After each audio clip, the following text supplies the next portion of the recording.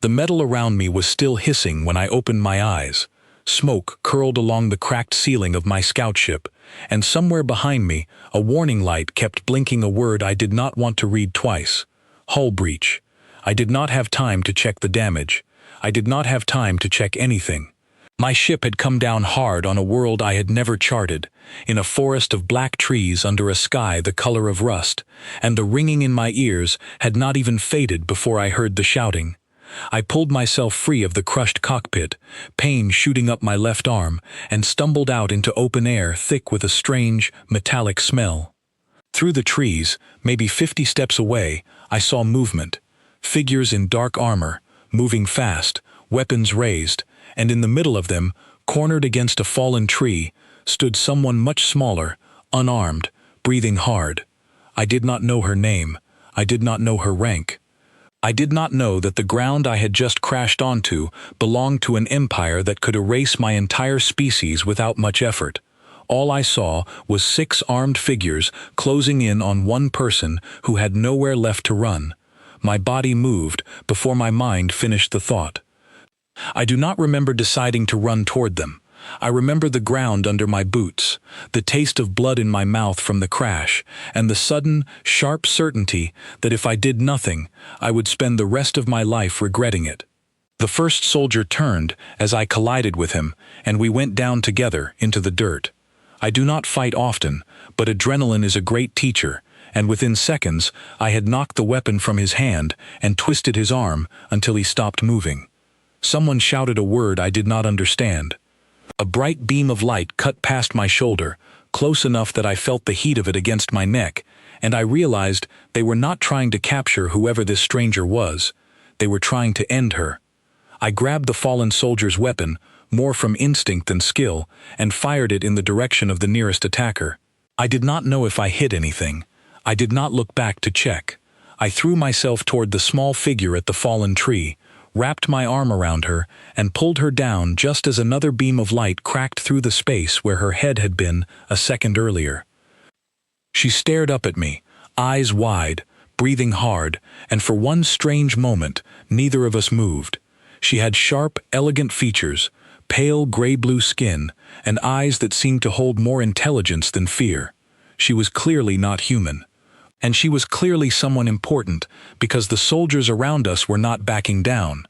One of them raised his weapon directly at her chest. I did not think. I turned my body between them, and the shot that was meant for her caught me instead, a burning line of pain across my shoulder that dropped me to one knee. I heard her cry out something in her language, sharp and commanding, and suddenly the world around us shifted. More figures burst from the trees, this time in brighter armor, moving with practiced precision. They surrounded the attackers, and within moments, the fight was over. Weapons clattered to the ground. Voices barked orders I could not follow. My vision swam from the pain in my shoulder, and the last thing I saw clearly was the small alien woman kneeling beside me, her hand pressed against the wound, speaking words I could not understand, but somehow felt like reassurance. Then everything went dark. When I woke again, I was lying on a surface too smooth and too clean to be the forest floor. Soft light filled the room above me, and the pain in my shoulder had faded to a dull ache, wrapped tightly in some kind of dressing unlike anything I had ever seen. I sat up slowly, testing my limbs, and found 2 guards standing near the door, watching me the way you might watch an animal that had wandered somewhere it was not supposed to be. I tried speaking to them. They did not respond, though one of them touched something on his wrist and spoke quietly into it. Within minutes, the door opened, and the same young woman from the forest stepped inside, no longer covered in dust and fear, but dressed in a fitted dark blue robe that marked her, even to my untrained eyes, as someone of high standing. She studied me for a long moment before speaking, and to my surprise, her words came out in careful, accented English. "You saved my life," she said. "That is not a small thing among my people." I did not know what to say to that, so I said the truth. I did not think. I just moved. "That is what confuses everyone here," she said, tilting her head slightly. "Among us, no one moves without thinking first. Not even to save a life. Before I could ask what she meant, the doors opened again, and this time the room seemed to grow colder. A tall figure entered, dressed in deep crimson, moving with the unmistakable presence of absolute authority. Every guard in the room straightened. The young woman beside me lowered her eyes slightly, a gesture of respect I recognized even without understanding its full meaning. "Mother," she said quietly, "this is the human." The woman she called Mother turned her gaze on me, and I felt it like a physical weight. Her eyes were the same pale gray blue as her daughter's, but there was nothing soft in them. This, I understood immediately, was not simply a mother. This was the ruler of whatever world I had crashed onto, and she was looking at me the way someone studies a puzzle they did not expect to find sitting in their palace. "You threw yourself between my daughter and death," she said, her English slower, more deliberate, but just as clear. "Without orders, without reward, without knowing who she was." "It seemed like the right thing to do," I said, my voice rougher than I expected. The Queen's expression did not change, but something in the room did. The guards exchanged a glance. The daughter, still standing close to my bed, looked at me with an expression I could not quite name, something between curiosity and disbelief. "Among my people," the Queen said slowly, "no one acts without calculation. Every choice has a cost, and every cost is measured before the choice is made. You did not measure anything, you simply acted. I am not sure that is a good thing," I admitted.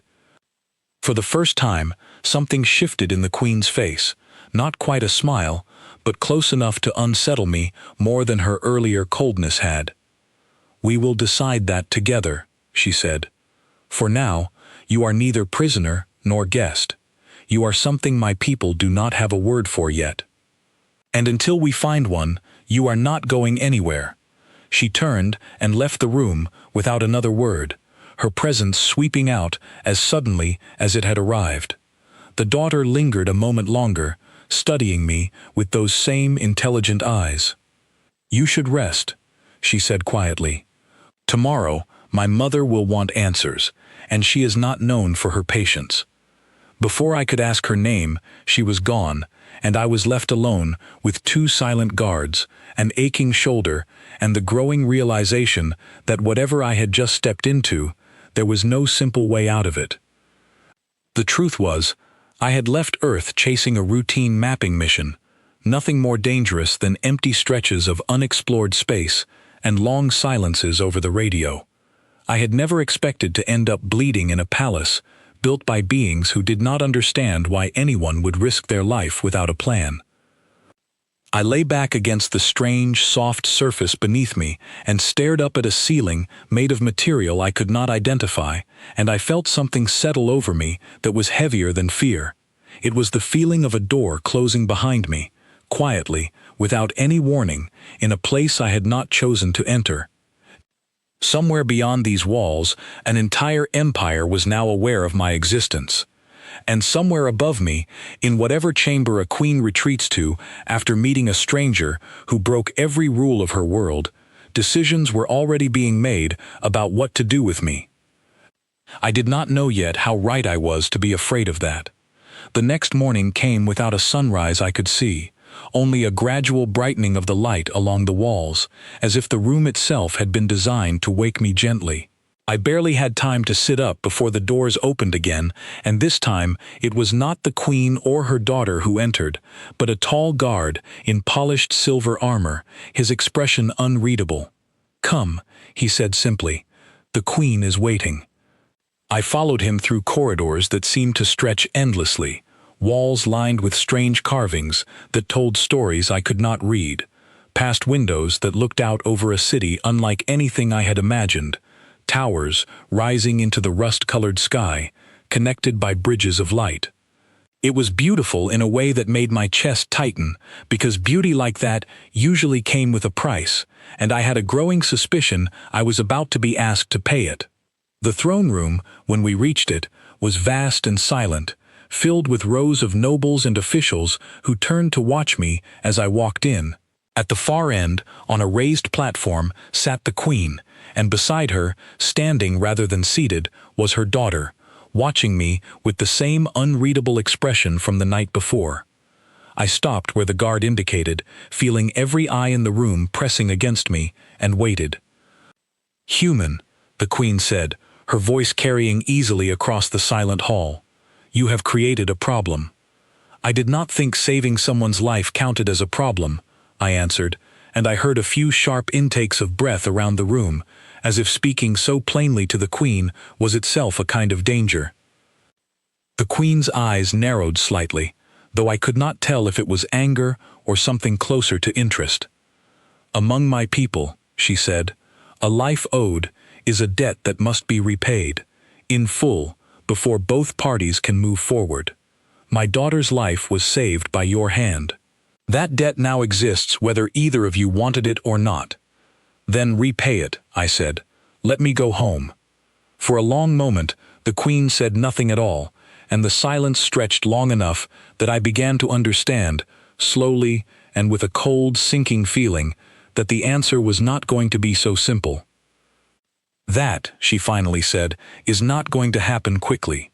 And somewhere behind her, though she said nothing, I saw her daughter's eyes meet mine, and in them was something that looked almost like an apology.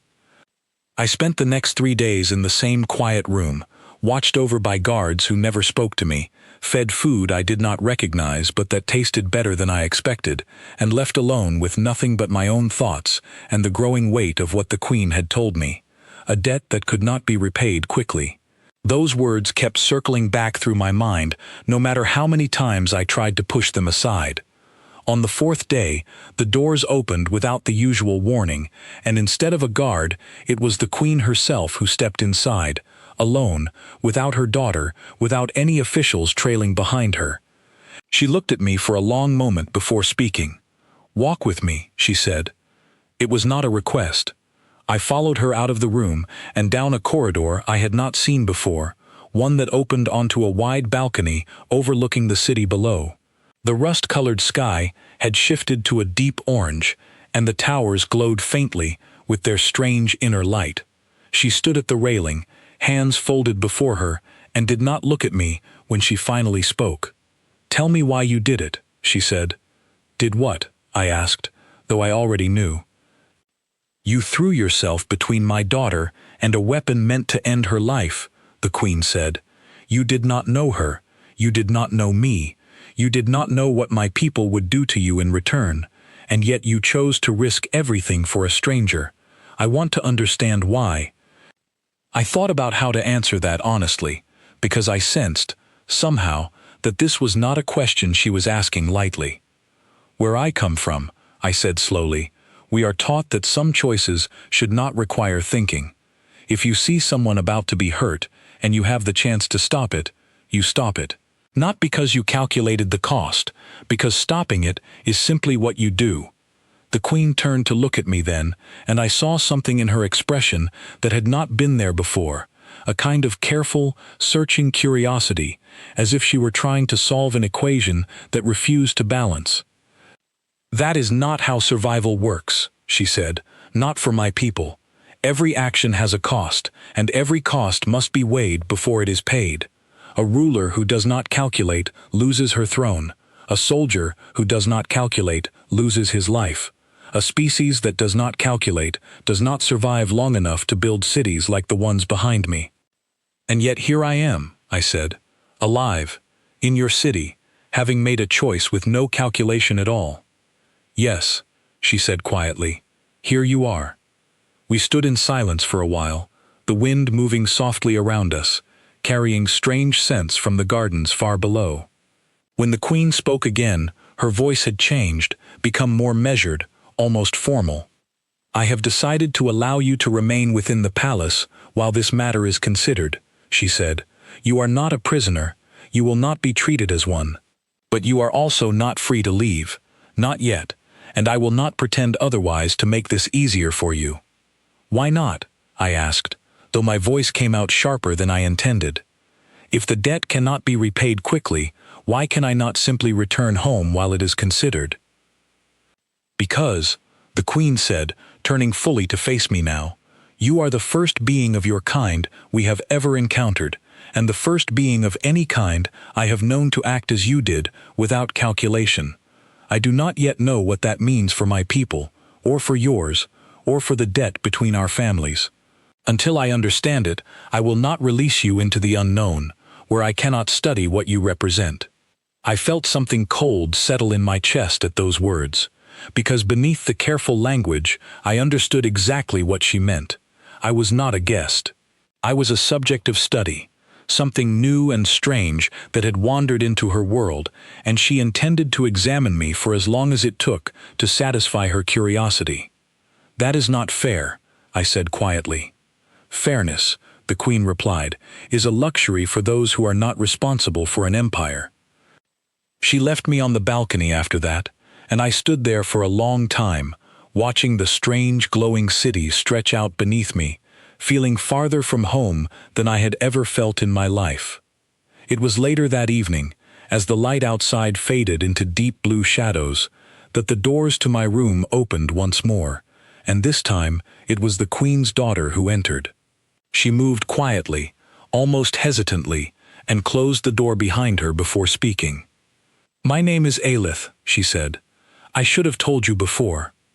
"I am Owen," I answered, surprised by how normal my own name sounded in this place, that felt like nothing I had ever known. She nodded slowly, as if turning the name over in her mind, then crossed the room and sat in the chair across from where I stood, folding her hands in her lap in a gesture that reminded me, oddly, of nervousness. "My mother spoke with you," she said, "on the balcony." "She did," I answered. "She told me I am not free to leave." "I know," Aelith said. "I am sorry for that. It is not entirely her cruelty. It is also her fear." "Fear of what?" I asked. "Of losing something she does not yet understand," Aelith said. "My mother has ruled for a long time. She has seen alliances form and break, wars begin and end, and through all of it, she has learned that the universe punishes those who act without thinking. What you did in that forest broke every rule she has ever trusted, and now she does not know what to do with someone who breaks rules and still survives." I sat down slowly across from her, the ache in my shoulder reminding me that survival, in this case, had not come without cost. "And what do you think?" I asked. "About what I did?" Aelith was quiet for a long moment, her pale eyes studying me with an intensity that made me feel, for the first time since waking in this palace, less like a specimen and more like a person. "I think," she said slowly, "that I have never had anyone protect me without being ordered to. Every guard who has ever stood near me was assigned to that duty. Every soldier who has ever shielded me did so because it was their function, their calculation, their careful weighing of duty against risk. You did none of that. You simply chose me, a stranger, over your own safety, and I do not know what to do with that either." Her words settled over me in a way I had not expected, and for a moment neither of us spoke, the silence between us filled with something that felt less like distance and more like the beginning of understanding. "I do not know how long I will be kept here," I finally said. "But I would like to understand this place, if I am going to be trapped inside it." "Then let me show you," Aelith said, rising from her chair. "Better to understand the cage than to simply sit inside it and wait." Over the following days, she became my only real guide through the palace and its strange customs. She showed me the training grounds where soldiers practiced with weapons of light and steel, the archives where the history of her people was recorded in glowing script along endless walls, and the gardens where plants, unlike anything on Earth, bloomed in colors that seemed to shift depending on the angle of the light. Everywhere we went, I felt eyes following us, whispers trailing in our wake. The human who saved the princess, the stranger who broke every calculation. I began to understand that my presence in the palace was not simply unusual, it was becoming something closer to legend, spreading through the court faster than I could keep pace with. One evening, as we walked along a quiet corridor lined with tall windows overlooking the city, Aelith stopped suddenly and turned to face me. "There is something you should know," she said.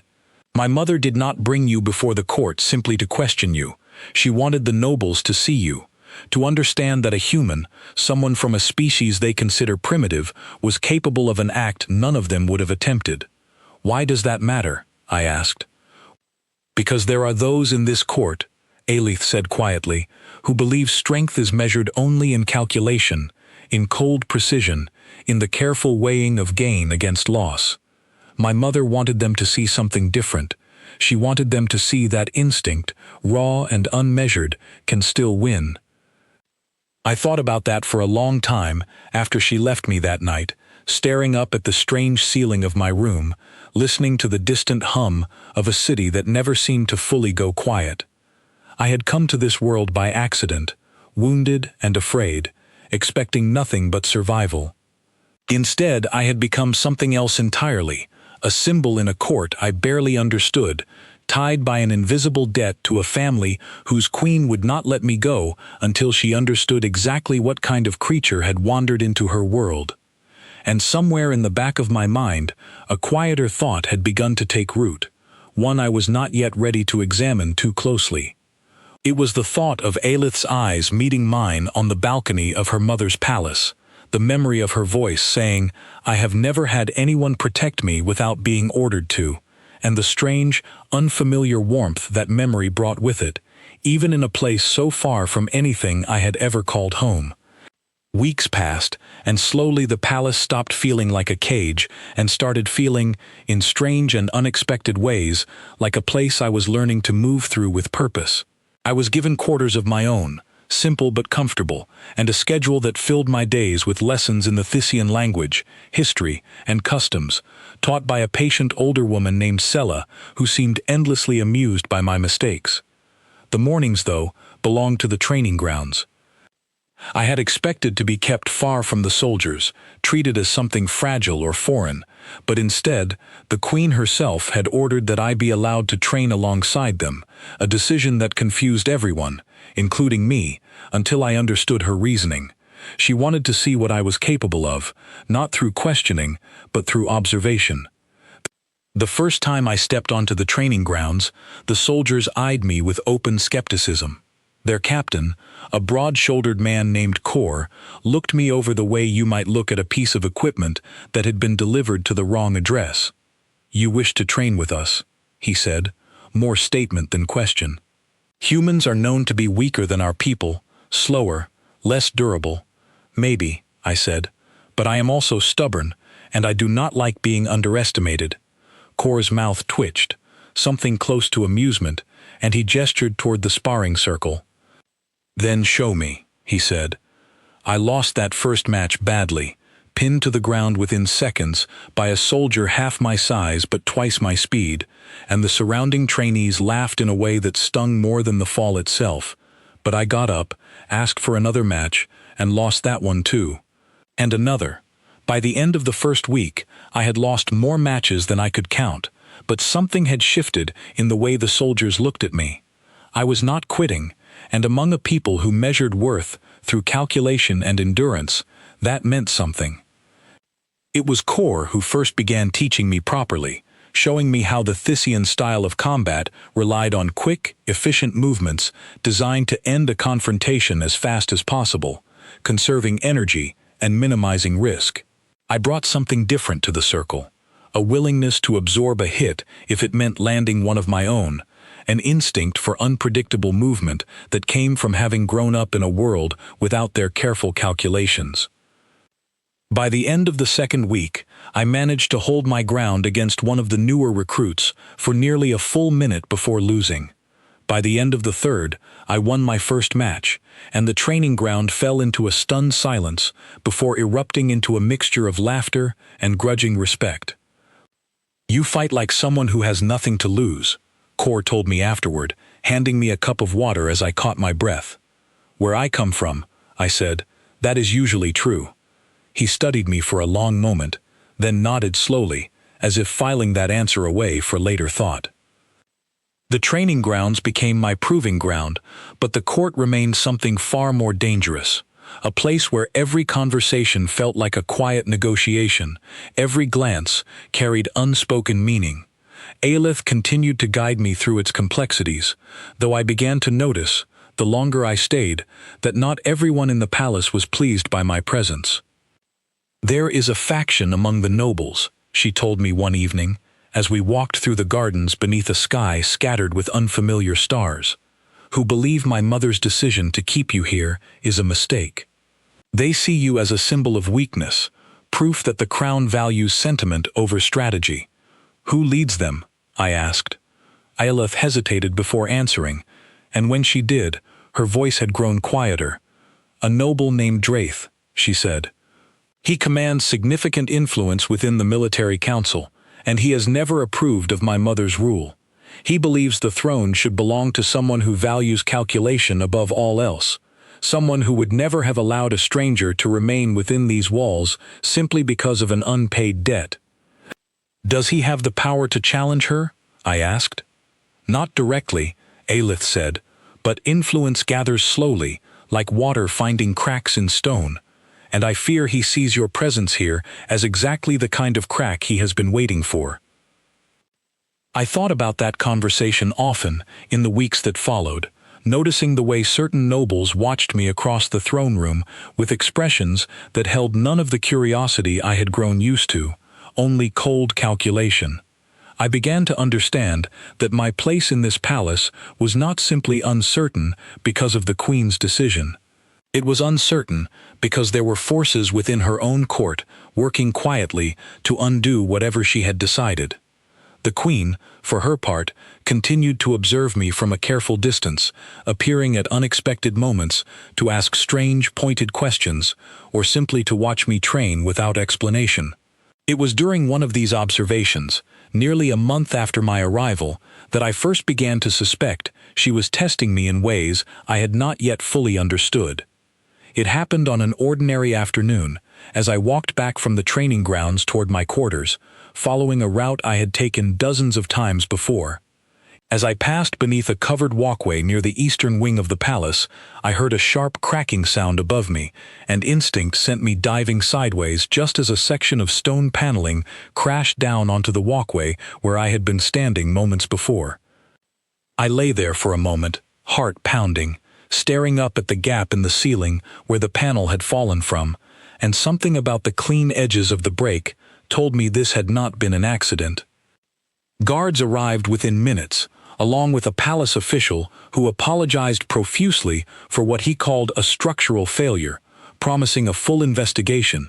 But later that evening, when Aelith came to check on me, her expression carried none of the concern I expected. "You believe this was deliberate," I said, before she could speak. "I believe," she said slowly, "that my mother wished to see how you would respond to danger when no one was watching to protect you."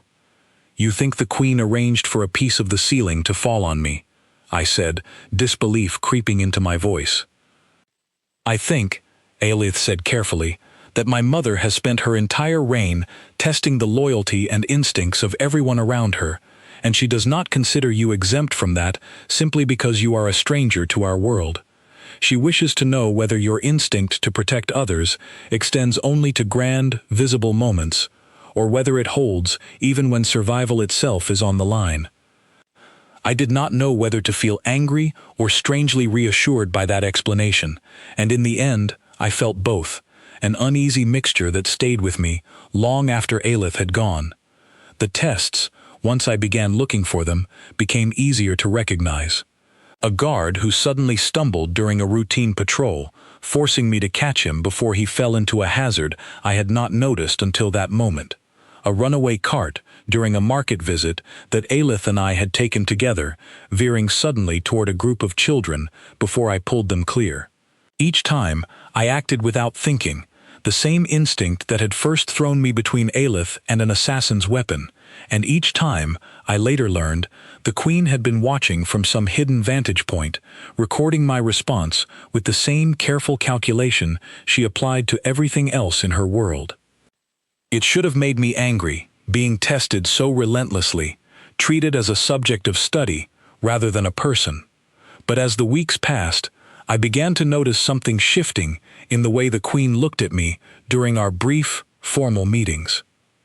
The cold calculation in her eyes had not disappeared, but it had softened into something closer to consideration, as if she were slowly updating whatever internal ledger she kept, weighing costs and benefits I could not fully see. It was during one such meeting, held in a quiet chamber overlooking the palace gardens, that she finally addressed the tests directly. "You know what I have been doing," she said, without preamble, as I entered the room. "I do," I answered. "And you are angry," she said. "I was," I admitted. "I am less angry now than I was." "Why?" she asked, genuine curiosity in her voice. "Because I understand what you are trying to learn," I said. "And because every test has shown you the same thing. I do not act differently when no one is watching. If anything, I act the same, because that is simply who I am."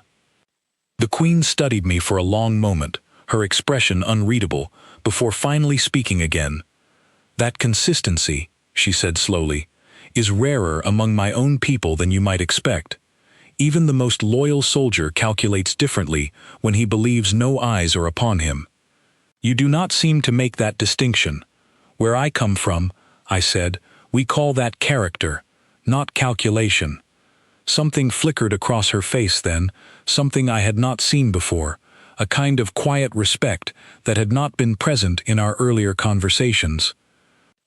"I begin to understand my daughter's fascination with you," she said quietly, and before I could ask what she meant by that, she rose and left the chamber, leaving me alone with a question I was not entirely sure I wanted answered. That fascination, if that was truly the word for it, had grown steadily between Aelith and me over the weeks, built through countless conversations in the gardens, shared meals where she patiently corrected my pronunciation of Thisian words, and long walks through the city below the palace, where she showed me markets filled with strange fruits and glowing lanterns, streets alive with music unlike anything I had ever heard. She had begun to ask me questions about Earth, about my life before the crash, about the family I had left behind, and the work that had sent me into unexplored space in the first place. I found myself telling her things I had not spoken of in years, memories of a childhood spent staring up at stars I never imagined I would one day cross, dreams of exploration that had led me, however unexpectedly, to her world. In return, she told me about the weight of being born to inherit an empire, the loneliness of a childhood spent surrounded by tutors and guards rather than friends, the constant awareness that every relationship she formed carried political consequence, every friendship scrutinized for hidden motive. "I have never simply talked with someone the way I talk with you," she admitted one evening, as we sat together on a quiet balcony, overlooking the glowing city below. "Everyone else calculates what they say to me, weighing their words for advantage. You do not seem to do that. I do not know how to calculate around you," I said honestly. "I only know how to be honest." She smiled at that, a small private smile that I had come to treasure more than I wanted to admit, even to myself. But not everyone in the palace shared that same warmth toward our growing friendship. Draeth, the noble Aelith had warned me about, began appearing more frequently at court gatherings, his sharp eyes following our conversations from across crowded rooms, his expression carrying open disapproval whenever he saw us together. He approached me directly only once during those weeks, cornering me in a quiet corridor after a formal dinner, his voice low and carefully controlled. "You believe you understand our world, human," he said, "because you have won a few matches on the training ground and charmed a lonely princess with foreign stories. But you understand nothing. I am not trying to understand your world," I answered evenly. "I am simply trying to survive in it until I am allowed to leave." "Perhaps," Draeth said, his eyes narrowing. "Or perhaps you have grown comfortable here, comfortable enough to forget that comfort in another's empire is never permanent. The Queen indulges her daughter's fascination for now, but indulgence has limits, and when those limits are reached, you will learn exactly how disposable a stranger can become." He left before I could answer, and I stood alone in that quiet corridor for a long time afterward, his words settling over me with a weight I could not easily shake. That night, I found myself standing on the same balcony where the Queen had first told me the truth about the debt between us, staring out over the glowing city, wondering how much longer I would be allowed to remain in this strange, beautiful, dangerous world, and wondering, too, why the thought of leaving it now filled me with something closer to loss than relief. I did not yet know that the true test of everything I had learned, everything I had become in this palace, was still ahead of me, waiting in the shadows of a court that had not yet finished deciding what to do with the human who refused to calculate his way through danger. The attack came on a night that had begun like any other, with a formal gathering in the great hall to mark the turning of the season. Nobles dressed in their finest robes, music drifting through the corridors, the glow of the city visible through tall windows lining the eastern wall. I stood near the edge of the hall with Aelith, watching the ceremony unfold, when the lights above us flickered once, twice, then died completely, plunging the entire hall into darkness. For a moment, there was only confused murmuring, the shuffling of robes, the clink of glasses set down too quickly. Then the screaming began. I grabbed Aelith's arm before I had even fully processed what was happening, pulling her down behind an overturned table as the first flashes of weapon fire lit up the darkness in sharp, violent bursts. Figures in black armor poured through the shattered eastern windows, moving with the same brutal efficiency I had seen in the forest the day I first arrived on this world, except now there were dozens of them, and their target was not simply Aelith. "They are here for my mother," Aelith said, her voice tight with fear she was fighting hard to control. Across the hall, through gaps in the chaos, I caught glimpses of the Queen's personal guard forming a defensive ring around her, but the attackers were pressing hard, faster and more numerous than the guards had prepared for. I made a decision in the space of a single breath, the same instinct that had guided me since the moment I crashed onto this world, taking hold once more. "Stay here," I told Aelith, and before she could argue, I was moving through the darkness toward the fighting. I found Kor near the center of the chaos, his sword arm bleeding, directing the remaining guards with sharp, clipped commands that followed the careful, calculated style of combat I had spent weeks learning on the training grounds. But the attackers were not following that same careful rhythm. They fought with reckless abandon, throwing themselves into gaps the Thyssian soldiers had been trained to leave open, exploiting the very calculation that made their opponents predictable. "They are reading our formations," I shouted to Kor over the noise. "Every gap you leave for tactical retreat, they are using as an opening." "Then what do you suggest?" Kor shouted back, ducking beneath a strike aimed at his head.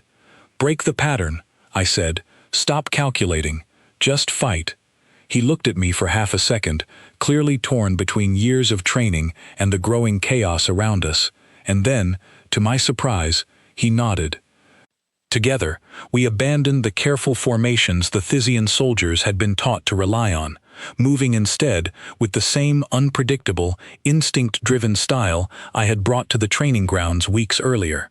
It felt strange to see disciplined soldiers suddenly fighting without their familiar patterns, but it worked precisely because the attackers had prepared for calculated resistance, not raw, chaotic defiance. I threw myself into the fight, without hesitation, using whatever was at hand, overturned furniture, broken fixtures, anything that could slow an attacker or create an opening for the guards around me. My shoulder ached where the old wound from my first day on this world still had not fully healed, but I pushed past the pain, focused only on the guards struggling around me and the Queen still surrounded on the far side of the hall.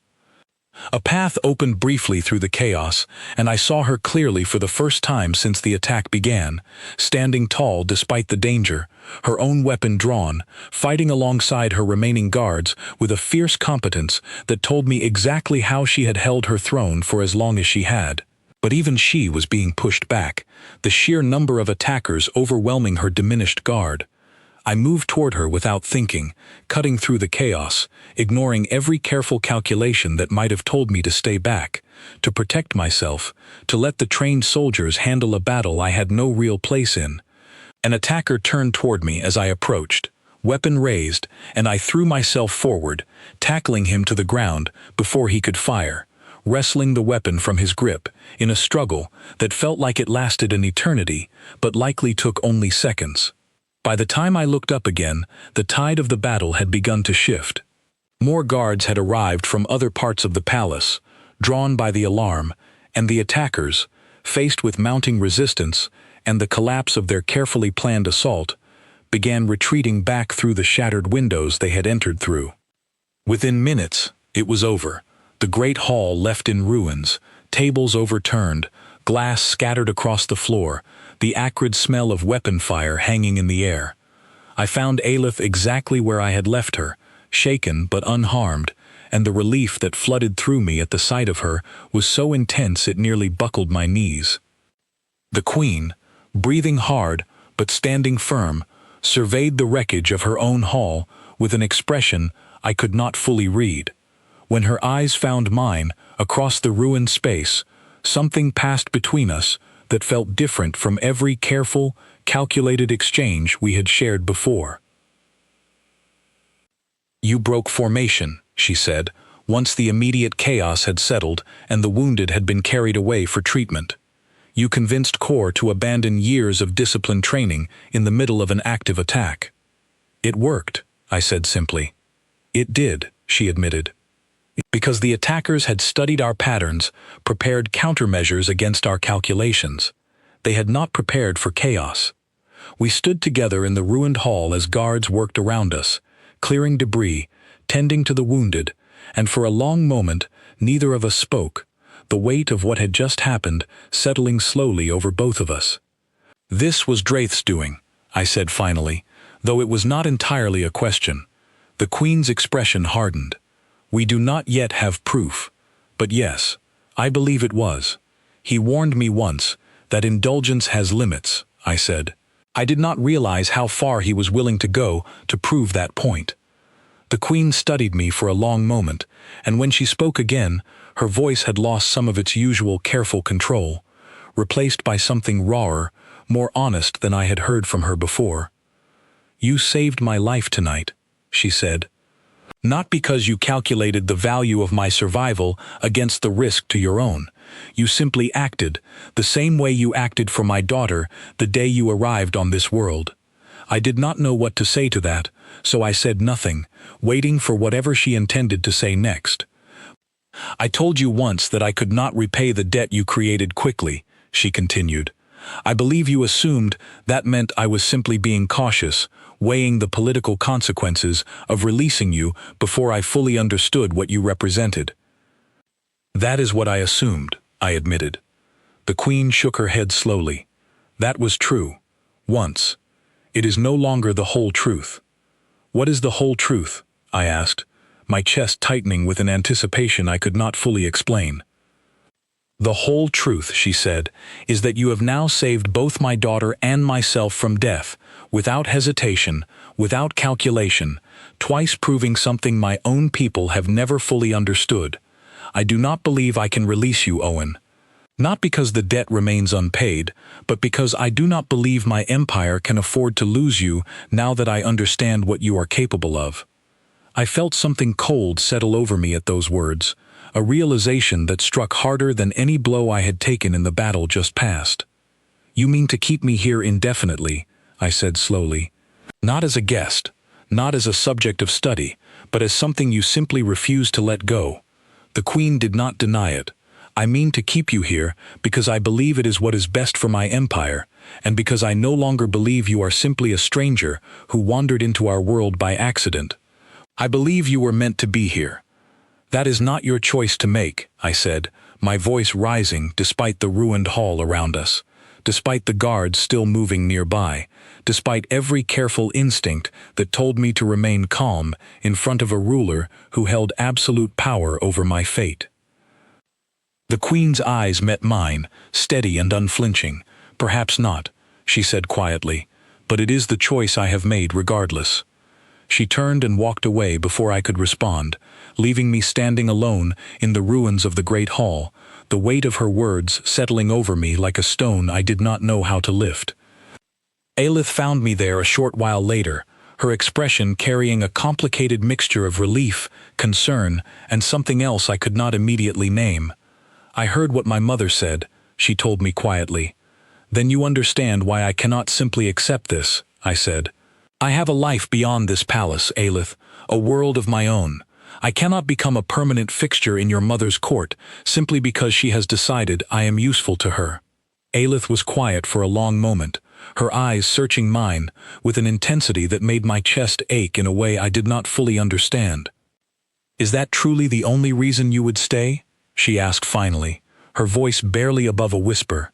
"Because my mother finds you useful?" I opened my mouth to answer, and found, to my own surprise, that I did not immediately know what to say. The truth, which I had been avoiding even in my own thoughts for weeks now, sat heavier in that silence than any answer I could have given her, and as I stood there in the ruins of a hall that had nearly become a grave for both of us, I understood that the question the Queen had forced upon me was no longer simply about debts, or duty, or the calculations of an empire.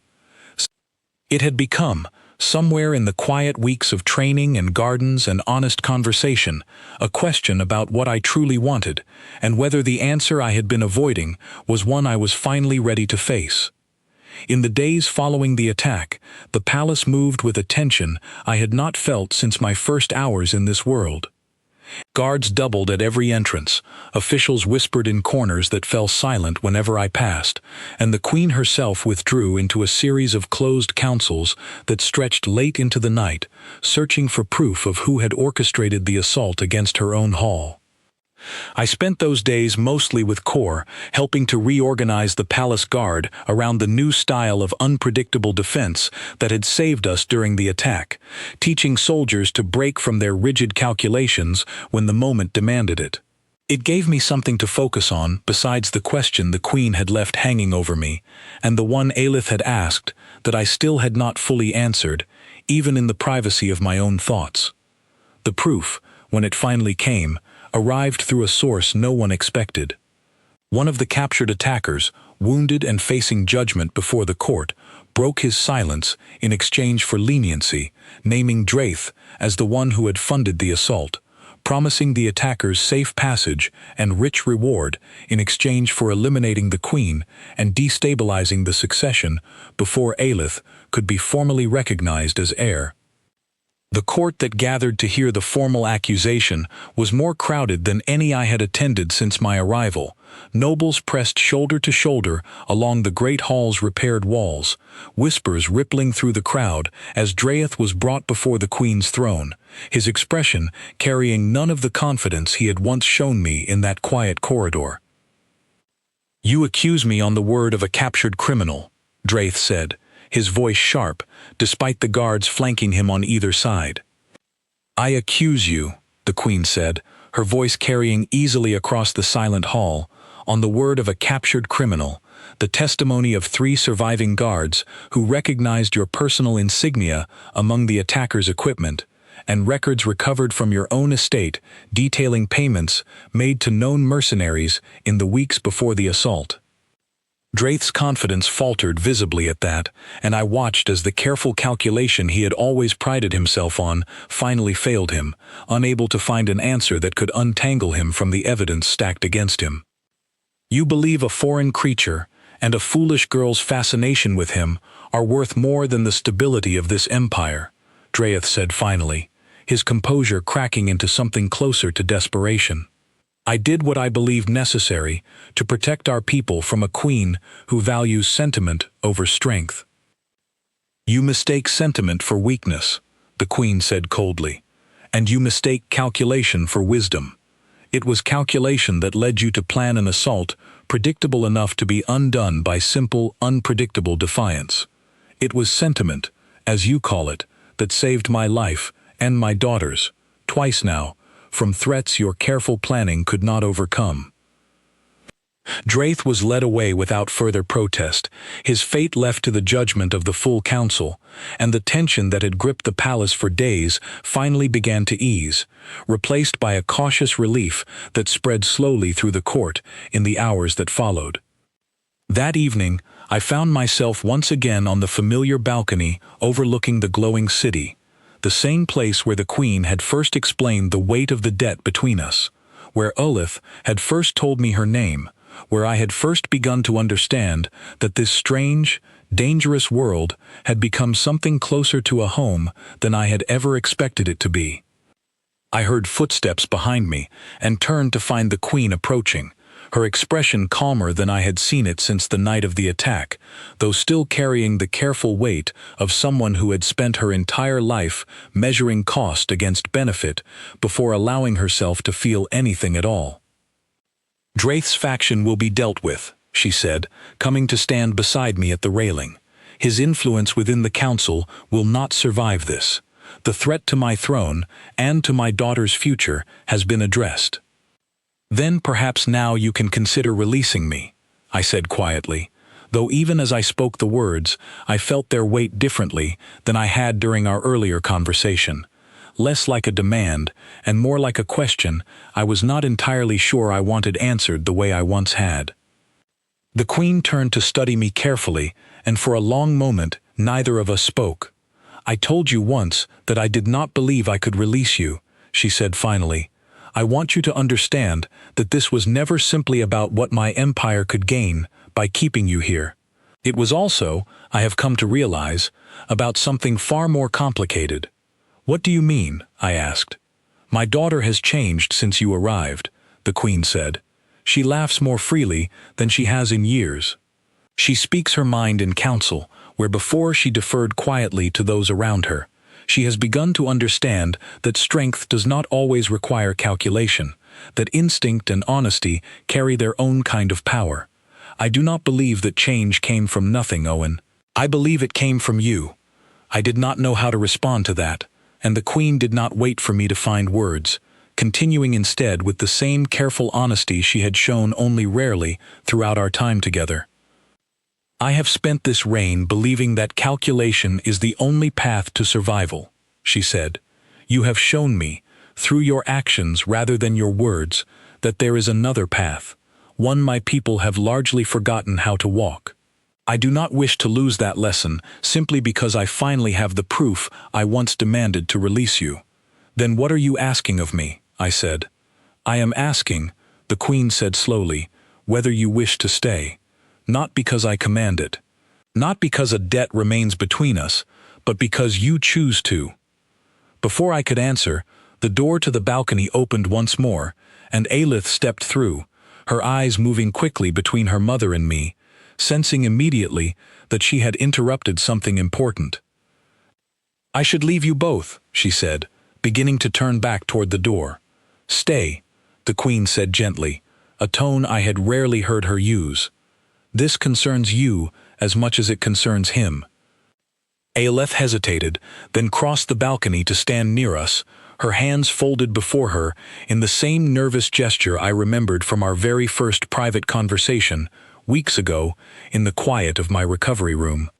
"I have told him he is free to choose whether he stays," the Queen said, turning to her daughter. "I believe you should tell him honestly what you hope his choice will be."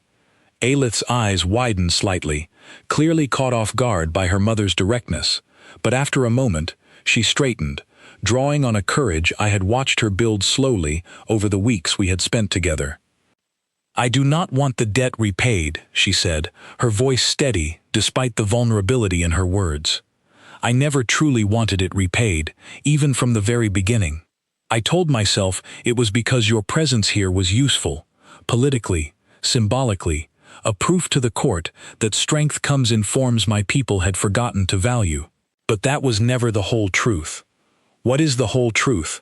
I asked quietly, echoing the same question I had asked her mother only minutes before. "The whole truth," Aelith said, "is that I do not want you to leave, Owen.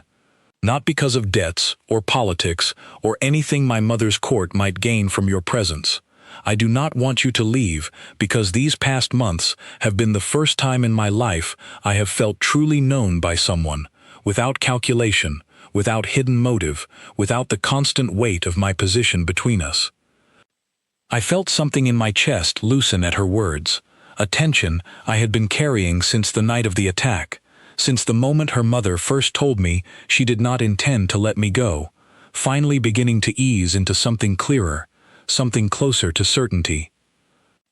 I thought about Earth then, about the life I had left behind, the family who likely believed me lost, the world I had once called home without ever questioning what that word truly meant. But standing on that balcony, with the glowing city stretched out below us and the two people who had come to matter more to me than I had ever expected possible standing close beside me, I understood that home was not simply a place you were born into. It was something you chose, deliberately, with open eyes, understanding fully what it would cost, and choosing it anyway. "I do not know how to return to Earth from here," I said slowly, "and even if I did, I am not certain, any more, that I would choose to go." Aelith's breath caught softly, and the Queen, watching us both with an expression that had finally softened into something resembling genuine warmth, spoke quietly into the silence that followed. "Then perhaps," she said, "we no longer need to speak of debts at all." I stayed on that balcony long after the Queen had retired for the evening, standing beside Aelith as the city lights below shifted slowly through the night, feeling, for the first time since crashing onto this strange and beautiful world, that I was not a stranger trapped by circumstance, but someone who had found, unexpectedly and against every calculation either species might have made, exactly where he was meant to be. In the weeks that followed, my place within the palace shifted once more, though this time by my own choice, rather than the Queen's decree. I continued training with Kor and the palace guard, teaching what I could of instinct and unpredictability, while learning, in turn, the discipline and precision that had kept this empire strong for generations. I sat, when invited, in on council meetings, offering the perspective of an outsider who had come to care deeply about the world he had once only wished to leave. And in the quiet evenings, when the work of the day had finally settled, I found myself again and again on that same balcony, beside Aelith, watching the city glow beneath a sky that no longer felt foreign, but had slowly, unmistakably, become my own. The Queen never again spoke of debts between us, nor did she need to.